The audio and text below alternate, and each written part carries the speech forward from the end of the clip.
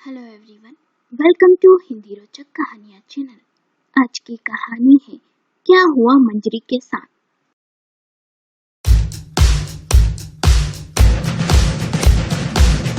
अचानक ही रेखा जोर से चीखी और उठकर बैठ गई। उसकी चीख से पास ही में सोए हुए उसके पति श्रीकांत की नींद खुली और उसने लाइट जलाया। कमरे में कूलर चलने के बावजूद भी पसीने से तरबतर थी। रेखा ने कहा, श्रीकांत, वो अभी यहाँ आई थी, मैंने उससे बातें की, वो बहुत ही परेशान सी थी। श्रीकांत ने कहा, रेखा, मंजरी की मौत हुए 15 दिन हो गए हैं, ये तुम्हारा भ्रम है।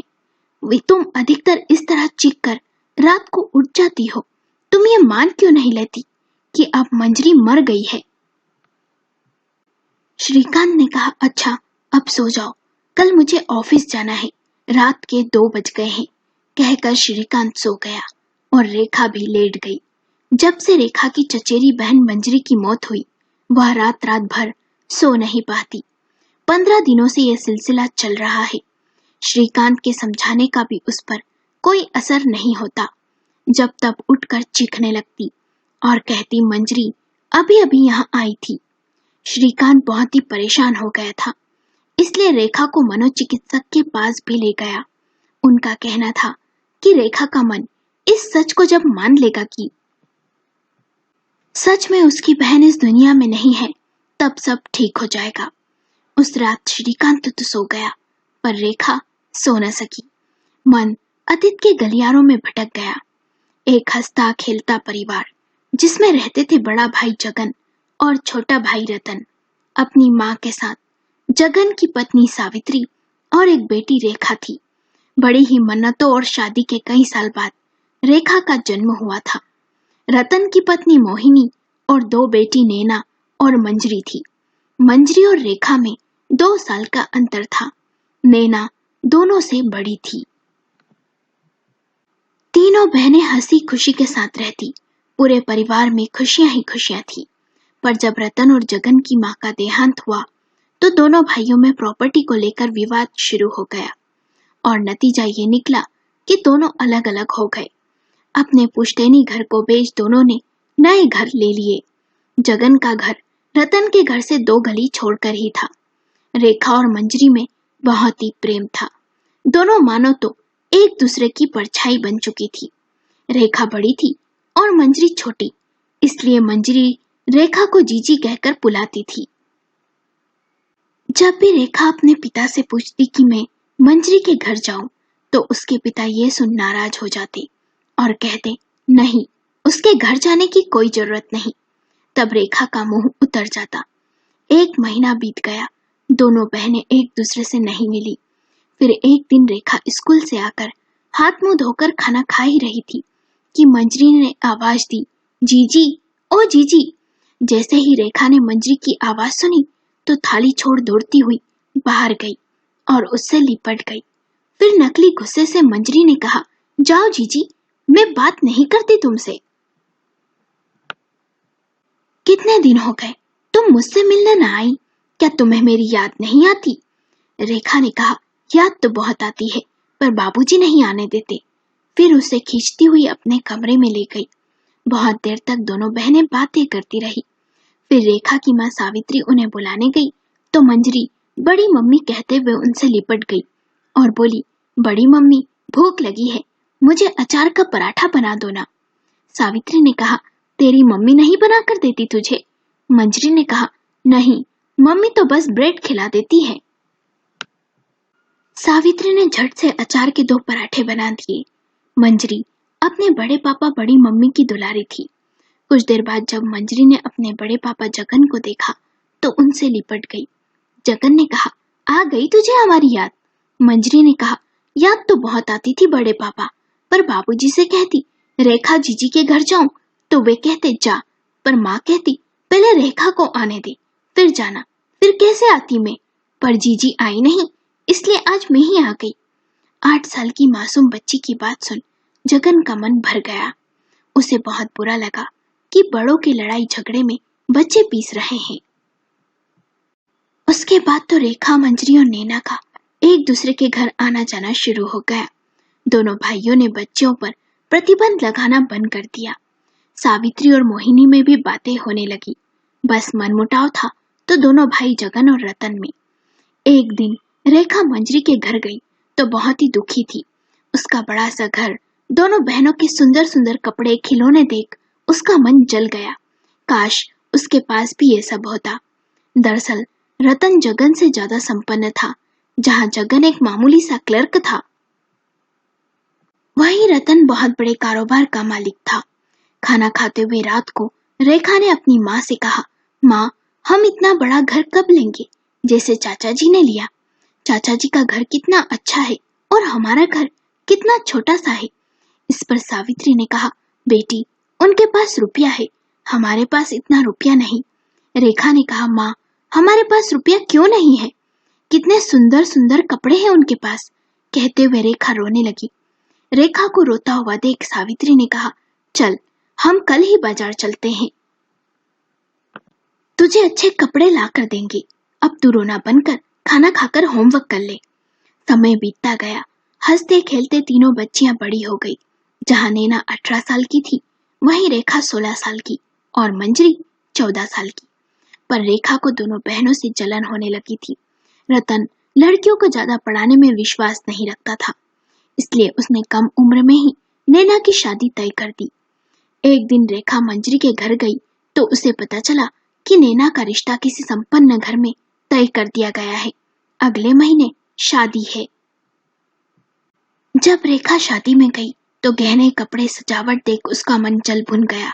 पूरी शादी में वो उदास रही। एक फोटो भी मंजरी के बार बार कहने पर न खिंचवाई। उसके बाद रेखा मंजरी के घर कभी नहीं गई। मंजरी ही उसके घर हमेशा आई। ऐसा न था कि रेखा को मंजरी से प्रेम कम हो गया था, पर उसमें एक जलन की भावना सी आ गई थी। 1 साल बीत गया। एक दिन मंजरी जब रेखा से मिलने आई तो मंजरी ने बताया कि दीदी के देवर ने मुझे से अपने प्यार का इजहार किया है और वो मुझे पसंद करता है। ये सुन रेखा ने कहा, मंजरी, देख, ये सब ठीक नहीं। कभी चाची को सब पता चल गया तो अनर्थ हो जाएगा। इस पर मंजरी चिढ़कर बोली, ये प्यार व्यार तुम क्या जानो जीजी, तुमने कभी किसी से किया हो तो पता चले तुम्हें। और गुस्से से चली गई। रेखा के पिता ने नई नौकरी ढूंढ ली, इसलिए वे शहर छोड़कर चले गए। उसके बाद रेखा और मंजरी की ना तो कोई मुलाकात हुई और ना ही बात हुई, क्योंकि उस समय टेलीफोन मौजूद नहीं था। इस कारण रेखा जान न सकी कि आगे मंजरी की प्रेम कहानी का क्या हुआ। रेखा के घर में उसकी शादी की बात चलने लगी। उसकी शादी श्रीकांत से तय हो गई। शादी में मंजरी आई तो सही, बस मेहमानों की तरह, कुछ देर के लिए, इसलिए बहनों में बात ही नहीं हुई। श्रीकांत एक प्राइवेट कंपनी में काम करता था। उसके घर में उसकी सिर्फ माँ ही थी। ससुराल जाकर रेखा ऐसी रम गई कि मंजरी और उसकी प्रेम कहानी को ही भूल गई। जब मायके आई तो पता चला कि मंजरी का विवाह तय हो गया है किसी लड़के से, और ये भी पता चला कि नैना के देवर से मंजरी के रिश्ते की बात चलाई थी, पर नैना के ससुराल वाले मंजरी और नैना के देवर के रिश्ते के लिए राजी नहीं हुए। इस कारण मंजरी का विवाह धीरज से तय कर दिया गया और ससुराल वालों की वजह से नैना ने मायके से सारे रिश्ते खत्म कर लिए हैं। शादी के समय रेखा शादी में न जा सकी क्योंकि वो मां बनने वाली थी। मंजरी ने एक पत्र लिख जरूर रेखा को शादी में आने का न्योता दिया। बदले में रेखा ने भी पत्र लिख उसे बधाई दी। मंजरी की शादी हो गई। 3 महीने बाद रेखा ने मंजरी को पत्र लिख हाल चाल पूछे और ये भी पूछा कि धीरज जी कैसे हैं, तू खुश तो है। मंजरी ने जवाब में लिखा, धीरज ठीक ही है, घर वाले भी ठीक है, बस घर में सास का राज चलता है। मेरा ससुराल बहुत अमीर है, यहाँ किसी भी बात की कमी नहीं है, पर नैना दीदी के ससुराल वाले धीरज के रिश्ते में हैं, इसलिए धीरज और उसके घर वाले मेरे और नैना दीदी के देवर के बारे में सब जानते हैं। धीरज मुझसे खिंचे हुए से रहते हैं। मैं सही कारण तो नहीं जानती, पर शायद दीदी के देवर की वजह से ही ये मुझसे नाराज हो। कई बार पूछना चाहा, पर वे कुछ बताते ही नहीं, और नैना दीदी भी मुझसे नाराज है, मुझसे सारे रिश्ते तोड़ बैठी है। पत्र पर रेखा को बहुत चिंता हुई, जवानी की भूल ने सब बर्बाद कर दिया। रेखा ने फिर पत्र लिखा कि प्यारी बहन मंजरी, अतीत की सारी बातों को भूलकर पूरे मन से पति और परिवार की सेवा कर। इससे ही पति पत्नी के संबंध मजबूत होंगे और प्यार बढ़ेगा। देखना, एक दिन नैना दीदी की नाराजगी भी दूर हो जाएगी। रेखा एक बेटे की मां बन गई। अगले खत में रेखा ने अपने बेटे टिंकू की तस्वीर भी भेजी, जिसे देख जवाब आया कि जीजी, टिंकू बहुत ही प्यारा है, काश मुझे भी ऐसा ही गोल मटोल सा बच्चा हो। बहुत दिनों तक दोनों बहनों में इसी तरह खत का सिलसिला चलता रहा। मंजरी की जिंदगी पटरी पर आने लगी थी। मंजरी का एक दिन खत आया जिसमें लिखा था वो माँ बनने वाली है, और लिखा था देखना जीजी, मुझे टिंकू जैसा ही बेटा होगा, तुम देख लेना। बाद में खत द्वारा रेखा को खबर मिली कि मंजरी ने बेटी को जन्म दिया है। बेटी के जन्म के कारण सास थोड़ी सी नाराज सी है। उसके बाद बहुत महीने बीत गए, मंजरी का खत नहीं आया, ना ही रेखा के खत का जवाब आया। रेखा को चिंता सी होने लगी थी। फिर खत का जवाब आया कि बच्ची को संभालने में समय कहाँ बीत जाता पता ही नहीं चलता जीजी, तुम चिंता मत करना, यहाँ सब ठीक है। मंजरी के बारे में सोचकर रेखा जब बहुत परेशान हो जाती तो श्रीकांत उसे समझाता कि वक्त के साथ सब ठीक हो जाएगा। दोनों बहनों के प्यार और लगाव को श्रीकांत अच्छे से समझता था। दोनों के बीच लंबे अंतराल तक कोई बात नहीं हुई। इसी बीच रेखा फिर से मां बनी। उसने 2 जुड़वा बेटों का जन्म दिया। वो अपनी गृहस्थी और बेटों की परवरिश में व्यस्त रहने लगी। मंजरी फिर से मां बनी। उसने भी फिर से बेटी को जन्म दिया। समय बीता। मंजरी की बड़ी बेटी गीता 13 साल की और छोटी बेटी प्रिया 11 साल की हो गई। और मंजरी ने फिर से खत में लिखा कि इस बार वो फिर से मां बनने वाली है, क्योंकि घर में पति और सास दोनों को लड़के की चाह है। साथ ही उसने अपनी दोनों बेटियों की तस्वीर भी भेजी थी। उसकी दोनों बेटियां बेहद ही खूबसूरत थी। मंजरी के माता पिता का देहांत हो गया था और बहन ने तो पहले ही सारे रिश्ते तोड़ लिए थे। अब उसके पास मायके के नाम पर कुछ बचा न था। उन दिनों टेलीफोन का चलन आ गया था। अब रेखा और मंजरी दोनों के घर टेलीफोन था। एक दिन रेखा ने मंजरी को फोन कर कहा उसके पति को लखनऊ में कुछ काम है, वे 2 दिन के लिए वहां आ रहे हैं। ये सुन मंजरी की खुशी का ठिकाना न था। रेखा अपने पति के साथ मंजरी के ससुराल उससे मिलने गई। आज दोनों बहनें कई सालों के बाद मिली थी। एक दूसरे को देख दोनों की आंखें भर आई। धीरज उन्हें देख अंदर चला गया। उनके आने की उन्हें जरा भी खुशी न थी। सास भी एक कोने में मुंह बनाकर बैठी थी। रेखा ने मंजरी को गौर से देखा। बहुत ही कमजोर सी लग रही थी। आंखों के नीचे काले से घेरे आ गए थे। सुंदरता न जाने कहां खो सी गई थी। मंजरी की दोनों बेटियों को देख रेखा को बहुत खुशी हुई। दोनों बेटियां माँ को एक काम नहीं करने दे रही थी। दोनों माँ के खाने पीने का खास ख्याल रख रही थी। रेखा ने मंजरी की बड़ी बेटी से कहा, लाओ बेटी, मैं मदद कर देती हूँ। मंजरी की बड़ी बेटी गीता ने कहा, नहीं मौसी, माँ बीमार सी रहती है और कमजोर भी, इसलिए डॉक्टर ने उन्हें आराम करने को कहा है। गीता की समझदारी भरी बातें सुन और घर के काम में उसे निपुण देख रेखा को हैरानी हुई। उसे एहसास हुआ घर में एक लड़की का होना कितना जरूरी है। काश उसे भी एक लड़की होती। 2 दिन तक श्रीकांत और रेखा मंजरी के ससुराल में रहे। जब वे तीसरे दिन जाने लगे तो गीता ने जिद कर ली और बोली, मौसी 1-2 दिन और रुक जाओ, आपको मम्मी बहुत याद करती है। आपकी बात करते करते रो भी पड़ती है। रेखा ने गीता से कहा, अपनी माँ का ख्याल रखो बेटी, उसे रोने मत दिया करो, उसे इस समय खुश रहने की जरूरत है। फिर दोनों बच्चियों को उसने प्यार किया और अपनी प्यारी बहन मंजरी को सीने से लगाकर बोली, तू चिंता मत कर, सब समय पर छोड़ दे, देखना सब ठीक होगा। पर यह सुनकर मंजरी के चेहरे पर एक उदासी ही छाई रही, जैसे वो जानती हो कि कभी कुछ अच्छा नहीं होगा। जिसे देख रेखा विचलित सी हो गई और धीमे से बोली, क्या बात है बहन? मंजरी ने रोते हुए कहा, यदि इस बार मुझे बेटा ना हुआ तो धीरज और उसकी माँ मुझे इस घर से निकाल देंगे जीजी। काश मुझे बाबूजी ने 11वीं के बाद पढ़ाया होता तो आज मैं अपने पैरों पर खड़ी होने में सक्षम होती, तो अपना और अपनी बेटियों का पालन पोषण कर लेती, पर अब मैं कहाँ जाऊं? ये घर ही मेरे लिए सब कुछ है। रेखा ने मंजरी को सांत्वना देते हुए कहा, देखना, इस बार तुझे बेटा ही होगा, एकदम गोलू मोलू सा। और कार में बैठ गई। श्रीकांत ने कहा, ये धीरज बड़ा ही अजीब आदमी है, और उसकी माँ भी। दोनों ने हमसे बात तक नहीं की और ना ही हमें आने को कहा। पता नहीं बेचारी मंजरी कैसे इस रिश्ते को निभा रही है, जबकि वो बहुत ही अच्छी लड़की है। रेखा ने कहा, मंजरी बहुत ही हंसमुख थी, पर अब एकदम खामोश और उदास सी हो गई है, मुरझा सी गई है। क्या गलत हो गया मेरी प्यारी बहन के साथ? श्रीकांत, कहते हुए रेखा जोर जोर से रोने लगी। श्रीकांत ने उसे समझाया, समझौते हर किसी को करने पड़ते हैं, समय पर किसी का बस नहीं है। रेखा ने कहा, समझौता ही कर रही है मेरी बहन, क्या हाल हो गया है उसका? कितनी बीमार सी रहने लगी है, फिर भी पति और सास ने उसे बेटे की चाह में कुएं में धकेल दिया है। कितनी प्यारी सी दो बेटियां हैं उसकी, फिर क्या जरूरत है तीसरे बच्चे की? श्रीकांत चुप रहा। मन ही मन रेखा बहुत दुखी थी।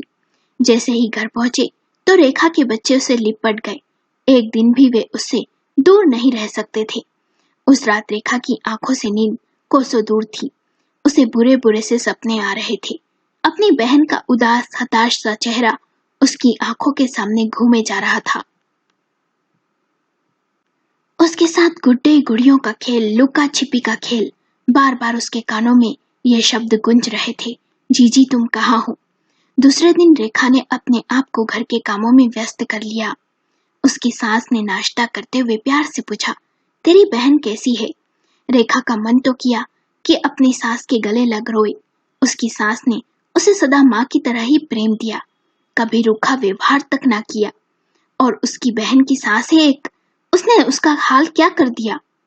श्रीकांत ऑफिस जा ही रहा था तो रेखा ने पूछा, मैं मंजरी को कॉल कर लूं क्या?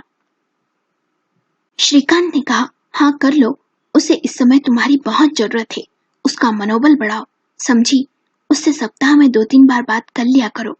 श्रीकांत का व्यवहार रेखा के मन को छू गया था। काश मंजरी को भी ऐसा ही पति और ससुराल मिला होता, जो उसे प्यार करता, उसकी भावनाओं की कदर करता, तो आज मंजरी इस तरह टूट सी नहीं गई होती। अब सप्ताह में 3-4 बार दोनों बहनें आपस में बात कर लेती। हर बार मंजरी यही कहती, बस जीजी बेटा हो जाए तो मुझे शांति मिले। पर मंजरी की फूटी किस्मत इस बार भी बेटी ही हुई। यह जानकर रेखा का मन बैठ सा गया। उसने कई बार मंजरी को कॉल किया, पर मंजरी ने बात नहीं की। 2 महीने बाद गीता का रेखा को कॉल आया कि माँ बहुत उदास है, सारा दिन रोती रहती है, आप कब आओगे? उन दिनों रेखा की सास की तबीयत खराब थी, इसलिए वो उन्हें छोड़कर जा नहीं सकती थी। इसलिए उसने फोन पर ही मंजरी को समझाया कि ऐसे उदास रहने से क्या होगा, दूध मोही बच्ची के बारे में सोच, तेरी 2 बेटियां भी हैं, उनके बारे में सोच। मंजरी ने रोते हुए कहा, अब मुझे जीने की इच्छा नहीं है जीजी, मेरी सास और पति ने तो अब तक उस बच्ची को छुआ तक नहीं। रेखा ने कहा, इसीलिए समझा रही हूँ, तुझे कुछ हो गया तो बच्चियों का क्या होगा? एक दिन गीता का फोन आया कि माँ का एक्सीडेंट हो गया है और इस हादसे में उन्होंने अपनी एक टांग गंवा दी। मंजरी ने रेखा से बात की तो बोली, बहुत सह लिया जीजी, अब मुझ में सहने की हिम्मत नहीं बची, इससे तो अच्छा है कि अब मौत आ जाए तो अच्छा होगा। उस रात रेखा बहुत रोई। उसकी बहन को ससुराल में ना तो प्रेम मिला, ना ही सम्मान, उल्टा उसे सदा दबा कर ही रखा। आज उसे अपनी बहन की किस्मत पर बहुत ही दुख हो रहा था। श्रीकांत ने कहा, चलो मंजरी से मिल आते हैं, पर रेखा ने जाने से इनकार कर दिया और बोली, मुझ में उसका सामना करने का साहस नहीं है, मैं उसे इस तरह लाचार नहीं देख सकती, उसे ऐसे देख मैं कभी चैन से नहीं जी पाऊंगी। श्रीकांत, उस दिन मन में कहीं न कहीं रेखा को यह आभास हो गया था कि अब मंजरी का बच पाना मुश्किल है, उसके लिए ये पीड़ा झेलना आसान नहीं है। आखिर वही हुआ जिस बात का डर था। 1 महीने बाद ही मंजरी इस दुनिया से चली गई, अपनी 16 साल की बेटी गीता की गोद में छोटी सी बेटी को सो। इन सब की कल्पना से ही रेखा सिहर उठती। श्रीकांत ने कई बार वहां उसे चलने को कहा, पर रेखा नहीं गई। उसने हर बार यही कहा, मुझ में उन बच्चियों का सामना करने का साहस नहीं है, तुम चले जाओ। आखिर में श्रीकांत को ही जाना पड़ा। वहां से आने के बाद जब श्रीकांत ने रेखा को वहां का मंजर बताया तो रेखा जड़ सी होकर रह गई। पर रात में जब तब उसे ऐसा लगता जैसे मंजरी उसे पुकार रही हो, उसे बुला रही हो, दरवाजा बजा रही हो। वो चीख के साथ हर रात उठ जाती और कहती, मंजरी आई है। अतीत में डूबी हुई रेखा कब सो गई पता न चला। मंजरी को गुजरे 3 महीने हो गए, पर फिर भी रेखा उसे याद कर चीख पड़ती। कई बार श्रीकांत को उसे नींद की दवा देनी पड़ती। सब रेखा का बहुत ख्याल रखते। समय के साथ घाव भर जाएंगे, ये बात श्रीकांत जानता था। पर मंजरी कभी भी लौट कर नहीं आएगी। काश मंजरी ने अपने लिए लड़ाई लड़ी होती, उसके पति और सास के खिलाफ जाने की हिम्मत की होती।